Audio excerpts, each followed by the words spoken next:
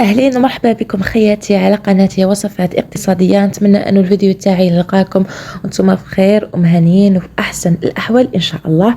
إذا البنات في الفيديو تاع نهار اليوم رايحين نشوفوا لي فون دو تاخت بعجينة جد اقتصادية. صدقوني رايحين تتحصلوا على لي فون دو تاخت ولا أروع.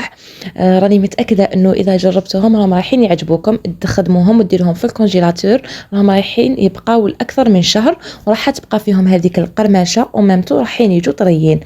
بالنسبة لهذه العجينة هي العجينة المعتمدة عندي، أنا كنت جربتها معكم العام اللي فات كي قرب رمضان، وهذه المرة حبيت نعاودها لكم. شوفوا أنا كنت خدمتهم ودرتهم حبيتهم في الكونجيلاتور رمضان إن شاء الله، كل ما نسحق منهم نجبد. إذا البنات نروح نشوفوا المكونات واش رايحين نحتاجو نص كاس تاع مايزينا، كاس ناقص إصبع تاع سكر، نص كاس تاع زيت، لافاني وخميرة تاع الحلويات، 2 حبات تاع بيض، و125 غرام تاع ماغارين، والفارينة. إذا نقولوا بسم الله ونبداو في ريسيبيون. نديرو 125 غرام تاع مارغرين، وندير معاها قرصه تاع ملح، وندير هنايا كاس تاع السكر والزيت، وندير 2 حبات تاع بيض لازم يكونوا بدرجه حراره الغرفه. بعد ما ضفت هاد المكونات نجيب الباتور تاعي ونخلط، نخلطوا كامل المكونات اللي كنا درناهم حتى نتحصلوا على خليط يكون متمازج. تشوفوا اللي عندها باتور تستعمل الباتور، واللي ما عندهاش باتور تقدر دير غير بلافوي، لكن لازم تخلطوا مليح. اذا استعملتوا لافوي لازم تتحصلوا على خليط يولي كيما الكريمه باش يتمازجوا هذوك المواد اللي درناهم كامل مليح. وانا خياتي بعد ما كملت خلط الخليط تاعي مليح، راح نكمل نضيف المواد اللي كانوا بقاو.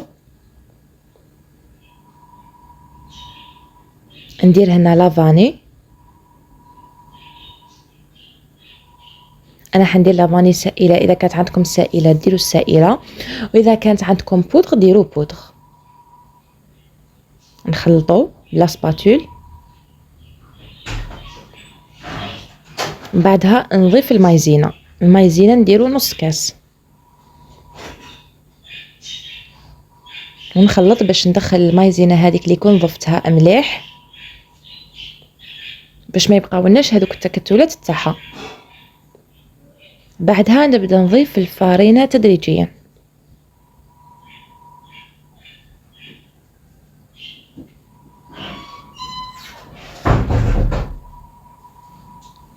راح نبدا نضيف الفارينه. شوفوا الفارينه لازم تكون مغربله، انا هنا الفارينه راني ديجا مغربلتها. نبداو نديرو في الفارينه حتى نتحصلوا على عجينه تكون طريه. انا هنا راني درت معاها نصف ملعقه صغيره تاع خميره تاع الحلويات. والعجينه تاعنا البنات ما لازمش تكون طريه بزاف، لانه اذا كانت طريه بزاف كي نديروهم يتفندو تحت تاعنا في الفرن يطيبوا راهم رايحين يهبطوا. نبقى نضيف الفارينه حتى نوصل للقوام تاع العجينه اللي راني حباته. بعد كده راح نشوفوا معايا العجينه اللي راح نتحصل عليها كيفاه. بالنسبه للفارينه نتوما تقدر تدي معاكم قل وتقدر تدي معاكم اكثر، هذا على حسب نوعيه الفارينه اللي تستعملوها، لانه كاين فارينه اللي تتشرب وكاين اللي لا.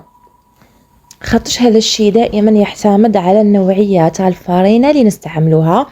وهذه الطريقه البنات تاع انكم تحضروا لي فوندو تاخت تاعكم من قبل وتخبوهم في الكونجيلاتور، يعني راح يسهل عليكم بزاف الخدمه خصوصا في رمضان. بهذا بالنسبه للنساء العاملات راح يعاونهم بالبزاف. مام كي تخبوهم في الكونجيلاتور ما راح يصرى لهم والو، صدقوني راح تبقى فيهم هذيك القرمشه وراح يبقاو طريين. مام كي تجبدوهم وديروا فيهم الكريمه تاعكم وكامل راح تبقى فيهم هذيك القرمشه، لانه انا كنت راني مجربتهم شحال من مره من قبل. مام هذه الوصفه شاركتها معاكم في رمضان اللي فات، راح يبقاو اكثر من شهر، يعني يوصلوا حتى شهرين، يعني عادي ما راح يصرى لهم والو. نتوما باك كي تخدموهم خبوهم في بورتمونجي، ديروهم في الكونجيلاتور تاعكم، وقت ما تسحقوا جبدوا منهم وعاودوا خبوا البورتمونجي تاعكم في الكونجيلاتور، وهذوك اللي تجبدوهم هما يتخدموا بهم.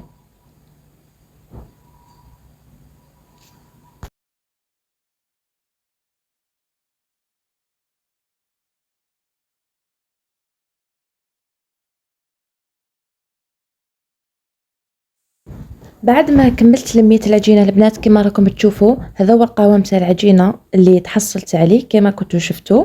نديرها في كيس بلاستيكي وندير العجينة في الثلاجة لمدة 20 دقيقة.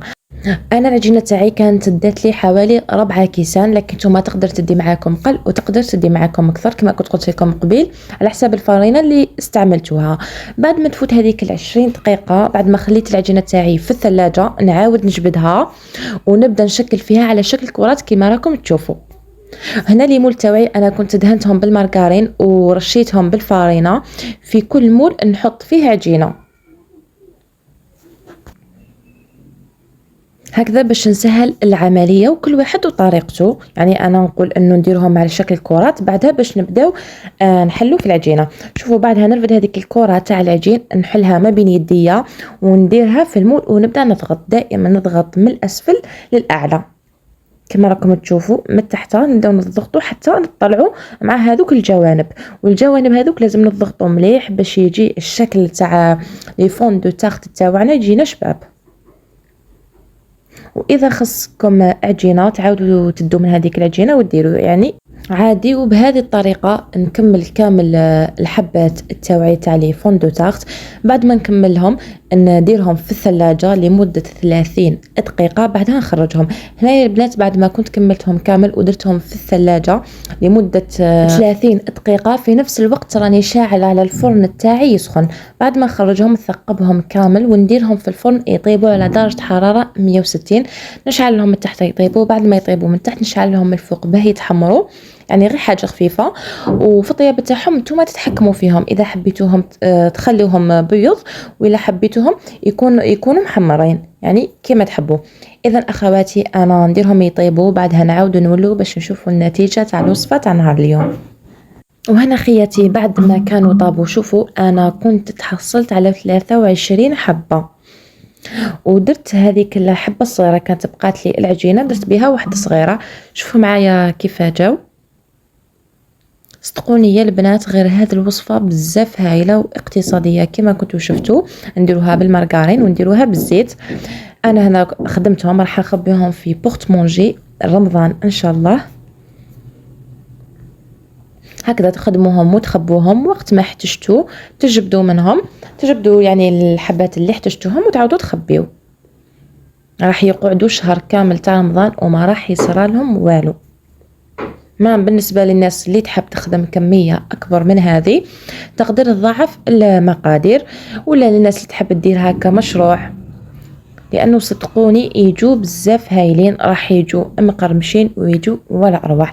وبهذه البنات نكونوا لحقنا لنهايه الفيديو تاع نهار اليوم. ان شاء الله تكون الوصفه نالت اعجابكم، والى الملتقى في فيديو اخر مع وصفات اخرى. في امان الله.